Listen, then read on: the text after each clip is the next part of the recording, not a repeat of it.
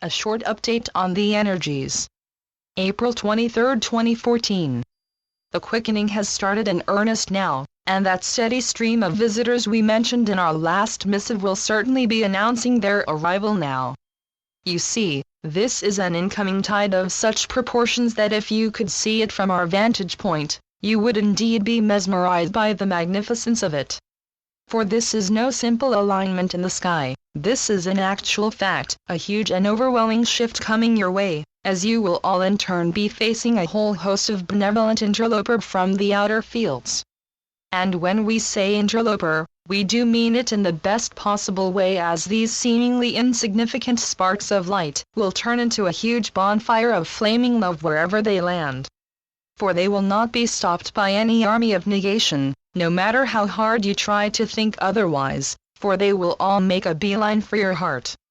And even if some of you still may be harboring thoughts of your own shortcomings, they are nothing but mere figments of your imagination.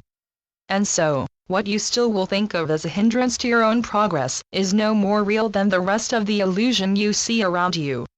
You see, your mind is still up to conjuring the world it thinks you are still a part of, and so, it will continue to project the same movie, that same endless roll of negative images you have been immersed in, seemingly forever.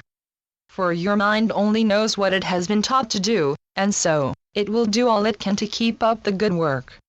And so, the endless litany of negativity that so many are subjected to will continue, but again, this is all made up within you to make you feel at home.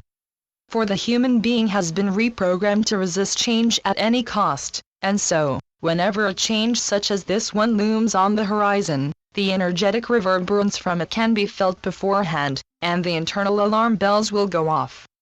For whenever the light is approaching, it is as if it is pushing up a front ahead of it, the pressure will increase, and just like any super-sensitive animals can feel the first stirrings of an earthquake long before any humans can, so too will your inner being respond to these advanced signals from the incoming light cake. And so, the alarms will be set off, the fight or flight instincts will be activated, and you will all in some ways feel the hormonal panic train start to pull out from the station, pulling you along with it at an ever-increasing speed. In other words, the incoming energies will always be presaged by a rush of anxiety in many of you, and so, the mind will add even more fuel to the fire by starting to conjure up worst-case scenarios, something it is very adept at doing. So again we say, go within, and when we say within, we mean that inner core, deep under the layer of anxiety that the more shallow parts of you are currently swimming in, and find that deep pool of tranquil water where you can float peacefully, getting ready to soak up these incoming particles of light that will help to set that inner flame ablaze in a very new way. For that inner flame is not to be feared, far from it, for that inner flame will only set the old dross alight, it will not wreak havoc on anything that is rising to the higher truth.